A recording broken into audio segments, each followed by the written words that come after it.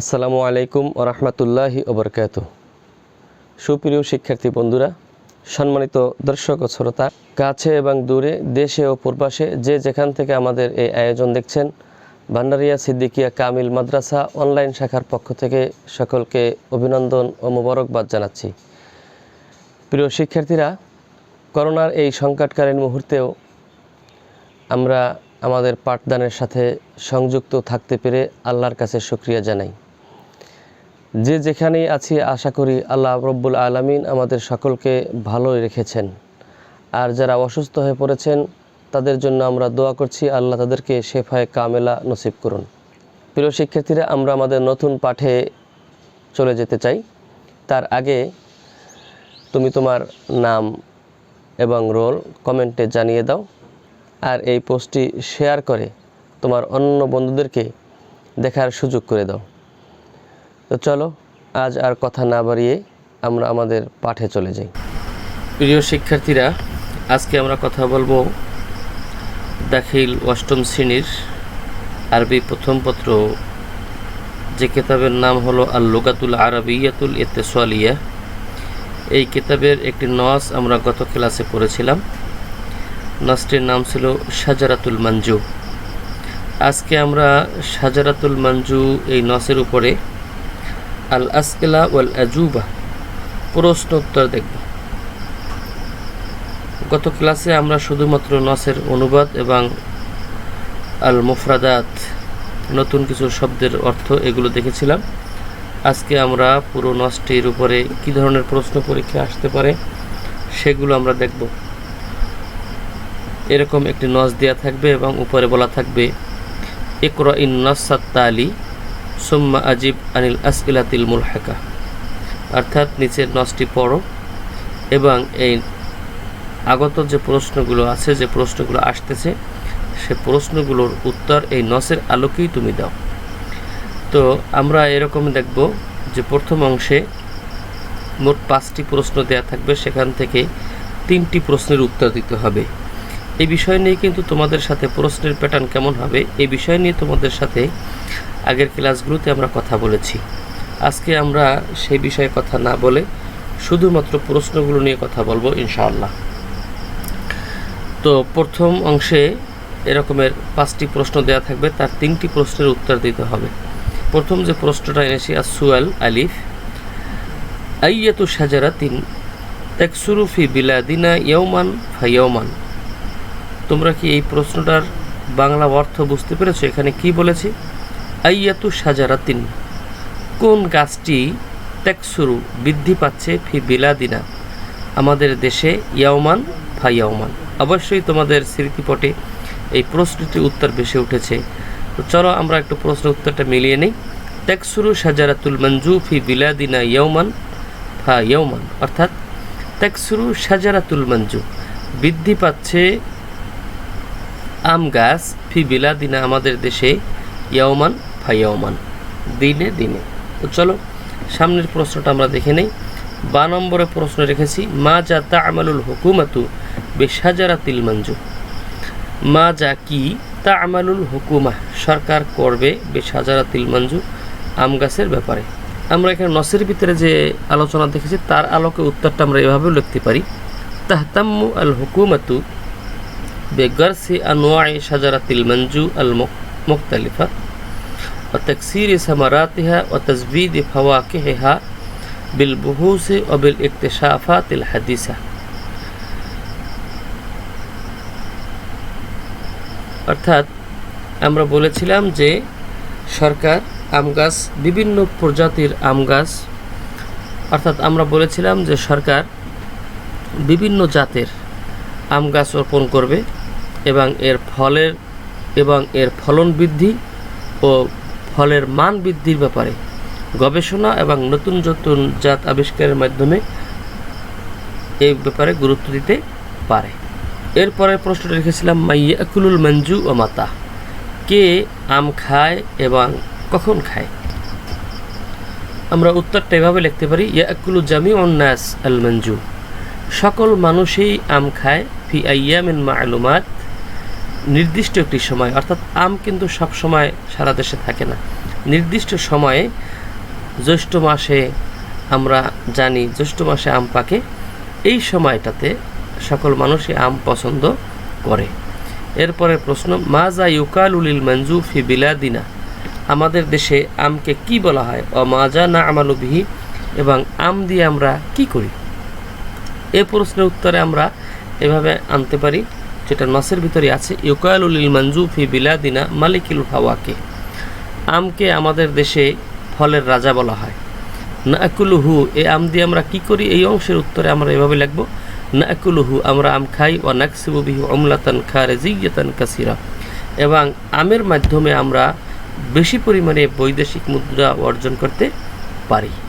প্রিয় শিক্ষার্থীরা, এর পরের যে প্রশ্নটি, মাজা তাজিবু আলাল হুকুমতি ও লিমাজা, সরকারের কি করা উচিত এবং কেন? কি করা উচিত? এই প্রশ্নের উত্তর এরকম যে তাজিবু আলাল হুকুমতে আন তাহতাম্মা বিশাজারাতিল মানজু হাক্কাল ইহতিমাম, আম গাছ রোপণ করার ব্যাপারে সরকারের যথাযথ গুরুত্ব দেওয়া উচিত। প্রিয় শিক্ষার্থীরা, তোমাদেরকে অবশ্যই মনে রাখতে হবে যে এই প্রশ্নগুলো কিন্তু আমাদেরকে নসের আলোকে দেখে দেখে লিখতে হবে। তো এই প্রশ্নগুলো যদি তোমাদের বুঝতে কষ্ট হয়, আরও কয়েকবার দেখা লাগে, তাহলে আমাদের এই ভিডিওটি তুমি এফটি টিভি ইউটিউবের চ্যানেল আছে আমার, এই চ্যানেলে গেলে তুমি এটা পাবে। সে কারণে আজই তুমি এফটি টিভি ইউটিউব থেকে সাবস্ক্রাইব করে নিতে পারো। তো চলো, এরপরে আমাদের আরেক ধরনের প্রশ্ন থাকবে, আজিব আনিল আসইলাতিল মুলহাকা বিন্নাস খামসান ফাকাত, আরও কিছু প্রশ্ন থাকবে, সেই প্রশ্ন থেকে তোমাকে 5টি প্রশ্নের উত্তর দিতে হবে। তো চলো আমরা সেই প্রশ্নগুলো নিয়ে একটু কথা বলি। প্রথম থাকতেছে, ইমলা ইল ফারাগাত তালি বিল কালিমাতিল মুনাসাবা, উপযুক্ত শব্দের মাধ্যমে শূন্যস্থানগুলো পূরণ করতে হবে। অর্থাৎ যে শব্দটি এখানে নসের আলোকে বসে সেটা দিয়েই শূন্যস্থান পূরণ করতে হবে। তাহতাম্মুল হুকুমাতু বিগারসি ঢ্যাশ শাজারাতুল মানজু, তাহতাম্মু আল হুকুমাতু, সরকার গুরুত্ব দিবে বিগারসি, রোপণের ব্যাপারে, শাজারাতুল মানজু, আম গাছ। কি আম গাছ রোপণের ব্যাপারে? আমরা দেখেছিলাম আনোয়া, বিভিন্ন রকমের গাছ রোপণের ব্যাপারে সরকার গুরুত্ব দিতে পারে। এরপর আছে ড্যাশ লাহু আনোয়া উন কাসিরা, তার অনেকগুলো প্রকার আছে, অনেকগুলো জাত আছে। কিসের সেটা? এখানে আল মানজু লাহু আনোয়া উন কাসিরা, আমের বিভিন্ন রকমের জাত আছে। এরপরে নাহনু নুহিব্বু আশজারা ড্যাশ, আমরা ড্যাশ গাছ পছন্দ করি। কিসের গাছকে আমরা পছন্দ করি? অবশ্যই তোমার মনে আছে আল মানজু, নাহনু নুহিব্বু আশজার আল মানজু, আমরা আম গাছ পছন্দ করি। ড্যাশ ইউকালুল মানজু মালিকুল ফাওয়াকে, এই শূন্য স্থানের জায়গায় হবে ফি বিলাদিনা, আমাদের দেশে আমকে ফলের রাজা বলা হয়। প্রিয় শিক্ষার্থীরা, এরপরে দেখো আমরা আরেকটি প্রশ্ন এনেছি, হাউল আল ফেলা তাকসুরু ইলা সিয়াগিল গায়েব, অর্থাৎ তাকসুরু ফেলটাকে, ফেলের সাথে সংশ্লিষ্ট যে গায়েবের সিগাগুলো আছে এগুলো বের করতে হবে। তুমি জানো যে তাকসুরু এটা ওয়াহেদ মুয়ান্নাস গায়েবের সিগা, তাহলে এর সাথে গায়েবের মোট 6টি সিগা, ফেলে মোজারে অথবা ফেলে মাজি, এই যে বহাজগুলো আছে এগুলোতে মোট 14টা সিগা থাকে। 14টা সিগার ভিতরে 6টা সিগা থাকে গায়েবের, 6টা সিগা থাকে হাজিরের, এবং 2টি সিগা থাকে মোতাকাল্লিবের। তো এখানে তাকসুরু দিয়ে গায়েবের যে সিগাগুলো হয় সেগুলো লিখতে হবে। আমরা এখানে লিখেছি একসুরু, একসুরানে, একসুরোনা, তাকসুরু, তাকসুরানে, একসুরোনা, এই মোট 6টি সিগা। আশা করি এগুলো লিখে নিবে এবং সুন্দর করে মুখস্থ করবে। এরপরে ইস্তাখরিজ মিনান নাসে আরবাআম মিনাল আসমাইল মাজরুরাত, আসমায়ে মাজরুরাত, এই নসের ভিতরে কোনটা কোনটা এগুলো লিখতে হবে। অর্থাৎ হালতে জররিতে জ্বরের স্থানে কোনটা কোনটা আছে সেগুলোকে তোমাকে লিখতে হবে। প্রিয় শিক্ষার্থীরা, একটু তোমাদের কাছে কঠিন মনে হলো, আমি খুব ক্লিয়ার করে বলে দিচ্ছি। অর্থাৎ এই নসের ভিতরে কোন কোন শব্দটা হরফে জারের পরে এসেছে, হরফে জারের পরে যে এসএমটা থাকে সেটাকে বলা হয় মাজরুর। আবার খেয়াল করে শোনো, হরফে জারের পরে যে এসএমটা থাকে সেটাকে বলা হয় মাজরুর। দেখো আমাদের প্রশ্নের ভিতরে দেখো মিনান নাস, ইস্তাখরিজ মিনান নাসে, এই মিন এটা হরফে জার, হরফে জার মোট 17টি, বা তা কাফলাম ও মুঞ্জু মুসখলা রুব্বা আশা মিন আদাফি আন আলা হাত্তা ইলা, এই 17টিকে বলা হয় হরফে জার। এখানে দেখো মিন একটা হরফেজার, মিনটা একটা কি হরফেজার, মিনটা একটা হরফেজার। এই যে মিন, এটা একটা হরফেজার। এই মিনের পরে যে নাস এসএমটা এসেছে আর নাস, এই নাসটাকে বলা হবে মাজরুর, কারণ হরফেজারের পরে এসেছে। হরফেজারের পরে যেটা আসবে তাকে বলা হবে মাজরুর।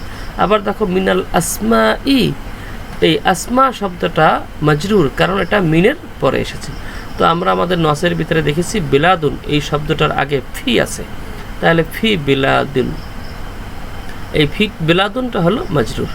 এরপরে গার্স, এর আগে আছে বেগরসিন, বি হরফেজার তার পরে আসার কারণে এটা মাজরুর। আল বুহুস, এর আগে বি আছে, বিল বুহুস, এটাও মাজরুর। আল ইকতিশাফাত, এর আগেও আমাদের নসের ভিতরে আছে, এর আগেও আছে বিল ইকতিশাফাত, এ কারণে এটাও হবে মাজরুর। প্রিয় শিক্ষার্থীরা, আশা করি তোমরা বুঝতে পেরেছো। হরফেজারের পরের এসএমগুলো লিখে দিলেই হয়ে যাবে এগুলো মাজরুরের প্রকার। এবার আমরা দেখব আরেকটি প্রশ্ন, উযকুর জামআন মিনাল মুফরাদে মিনাল কালিমাতিত তালিয়া। উযকুর জামআন, জমা উল্লেখ করো, অর্থাৎ নিচের যে শব্দগুলো দেয়া আছে এই শব্দগুলো এক বচনের শব্দ, এর জমা তোমাকে খুঁজে খুঁজে বের করতে হবে। ওয়াহেদ দেয়া আছে, এর জমা বের করতে হবে। ইয়াউমুন অর্থ দিন, এর জমা কি আইয়ামুন। জিল্লুন, এর জমা কি জিলালুন। নাউন, এই শব্দটা বারবার কিন্তু আমাদের নাসের ভিতরে এসেছে।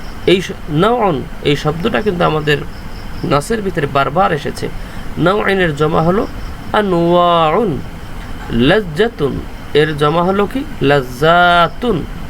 মালিকুন, এর জমা হলো মুলুকুন। প্রিয় শিক্ষার্থীরা, সুন্দর করে শব্দগুলো মুখস্থ করবে এবং বারবার এই লেখাগুলো তোমরা প্র্যাকটিস করবে, যাতে করে নির্ভুলভাবে পরীক্ষার খাতায় তোমরা লিখতে পারো। এরপরে হাতি আল আলফাজ আল মুতাদাদ্দাহ লিল কালিমাতিত তালিয়া, নিচের শব্দগুলোর বিপরীত শব্দ। তোমাকে আমরা আগের নসের ভিতরে বলেছিলাম যে আল মুতাজাদ্দা শব্দটার অর্থ হলো, আল মুতাজাদ্দা শব্দটার অর্থ হলো বিপরীত শব্দ। মুতাদাদ্দা মানে কি বিপরীত শব্দ, অর্থাৎ এখানে যে শব্দগুলো দেয়া আছে এই শব্দগুলোর বিপরীত কি? সম অর্থবোধক হলো একই অর্থ, আর বিপরীত অর্থ হলো তার উল্টো অর্থ। যেমন আমরা বাংলায় বলি দিন, এই দিনের বিপরীত হলো রাত। দেখো এখানে কি আছে, তাকসুরু মানে কি বৃদ্ধি পায়। তাহলে বাংলায় তুমি চিন্তা করে দেখো এর বিপরীত কি হতে পারে? বৃদ্ধি পাওয়া। এর বিপরীত অর্থ হতে পারে কমে যাওয়া, তাহলে তাকসুরু এর বিপরীত হবে তাকিল্লু, কমে যাওয়া। গারসুন, এর বিপরীত, গারসুন মানে কি রোপণ করা, এর বিপরীত হবে কালউন, উপড়ে ফেলা। কালউন মানে কি উপড়ে ফেলা। আল হাদিসা মানে হলো নতুন, এর বিপরীত কি হবে? পুরাতন। দেখো আল কদিমা জামিলাতুন, সুন্দর সুশ্রী, এর বিপরীত হবে কবিহাতুন, কুশ্রী বিচ্ছ্রী। আল জামি অর্থ হলো সকলে, আর আল মুফরাদ অর্থ হলো একক, একা একা। এইগুলো হলো বিপরীত অর্থ। এইগুলো পরীক্ষায় আসবে, একটা শব্দ দেওয়া থাকবে, তার বিপরীত অর্থ কি হতে পারে সেটা তোমাকে লিখতে হবে। হাতি আল আলফাজ আল মুরাদিফা লিল কালিমাতিত তালিয়া, নিচের যে শব্দগুলো দেয়া আছে এই শব্দগুলোকে তোমার সম অর্থ, একই অর্থ বের করতে হবে। আনওয়াউন, আনওয়াউন শব্দটার অর্থ হলো বিভিন্ন রকম, তাহলে এর সমান অর্থ হবে আকসামুন, বিভিন্ন প্রকার। আল মুখতালিফা বিভিন্ন, আল মুতাআদ্দিদা এর অর্থ বিভিন্ন। ফাওয়াকে ফল, সিমারুন ফল। আল হাদিসা নতুন, আল জাদিদা এর অর্থ নতুন। আল জামি সকল, আল কুল্লু সকল।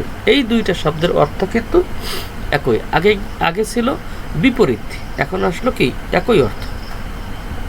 প্রিয় শিক্ষার্থীরা, এরপরে আমরা লিখেছি ইস্তাখরিজ আল আফআলা মিনান নাসিল মাযকুর, অর্থাৎ নাস থেকে ফেল বের করো। সুম্মা আইয়িন নাওআহা মিন হাইসুল বহাস, এবং এটার কোনটার কোন বহাস সেটা লিখতে হবে। তাহলে দেখো তাকসুর, তাহতাম্মু, নুহিব্বু, নাকুলু, এই চারটা ফেল আমরা রেখেছি। এই চারটা ফেলেরই কিন্তু বহাস হলো ইসবাত ফেলে মুজারে মারুফ। কারণ দেখো তুমি প্রত্যেকটা ফেলের শুরুতেই কিন্তু আলামতে যে মোজারের যে চিহ্ন কি থাকবে? আলিফ অথবা তা অথবা ইয়া অথবা নুন।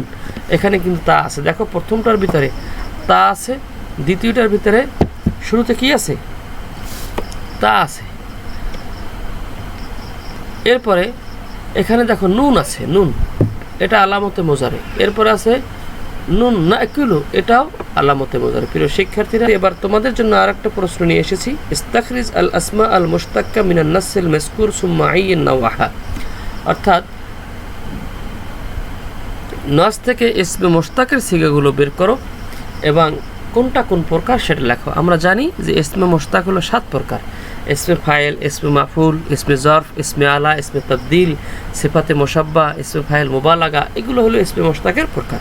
তো এইখানের এই ইসমে মুশতাকের কোন কোন শব্দ এখানে আছে তার থেকে 4টা সিগা বের করতে হবে এবং এই ইসমে মুশতাকের কোন প্রকার সেটা তোমাকে লিখতে হবে। আল মুখতালিফা, আল হাদিসা, আখার, আল জামিলা, এই শব্দগুলো। আল হাদিসা, আল জামিলা এই শব্দ দুটো হলো সিফাতে মুশাব্বার সিগা এবং আখার এই শব্দটা ইসমে তাবদিল, আল মুখতালিফা এটা ইসমে ফাইলের সিগা।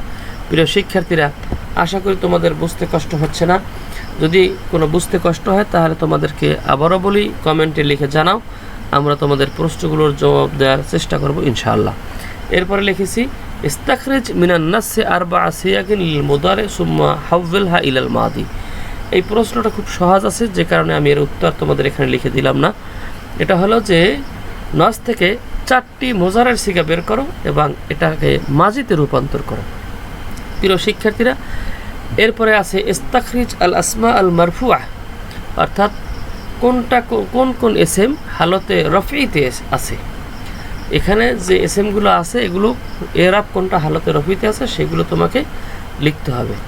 প্রিয় শিক্ষার্থীরা, আমরা আরবি 2য় পত্রের ভিতরে আসমায়ে মারফুআ কিভাবে বের করে সে তার উপরে একটা ভিডিও করেছি। তোমার প্রয়োজন হলে এফটি টিভি ইউটিউবের আমাদের চ্যানেল, এখানে গিয়ে তুমি সেটা দেখে আসতে পারো। প্রিয় শিক্ষার্থীরা, আজকে এই পর্যন্তই, আবার ইনশাল্লাহ দেখা হবে অন্য কোনো ক্লাসে। আশা করি আল্লাহ রাব্বুল আলামিন আমাদের সকলকে সে পর্যন্ত ভালো রাখবেন, সুস্থ রাখবেন। আল্লাহ আমাদের সকলকে দীর্ঘ হায়াত দান করুক, সুস্থতার জীবন দান করুক। আরেকটি কথা তোমাদেরকে স্মরণ করিয়ে দিতে চাই যে এই যে করোনার সংকটকালীন এই মুহূর্ত চলছে, এই সময় ঘরের বাইরে বেশি ঘোরাফেরা করা যাবে না, অপ্রয়োজনে বের হওয়াই যাবে না। তারপরে যদি খুব প্রয়োজন হয় তাহলে তুমি বের হতে পারো, তবে সরকারি যে বিধানগুলো রয়েছে যে সামাজিক দূরত্ব বজায় রাখতে হবে এবং মাস্ক পরে বের হতে হবে, ঘরে ফিরে আবার সাবান দিয়ে হাত ধুয়ে নিতে হবে, এই বিষয়গুলো তোমরা খুব ভালো করে যত্নের সাথে খেয়াল রাখবা। আল্লাহ রাব্বুল আলামিন সকলকে ভালো রাখুন, সুস্থ রাখুন। আসসালামু আলাইকুম ওয়া রাহমাতুল্লাহি ওয়া বারাকাতুহু।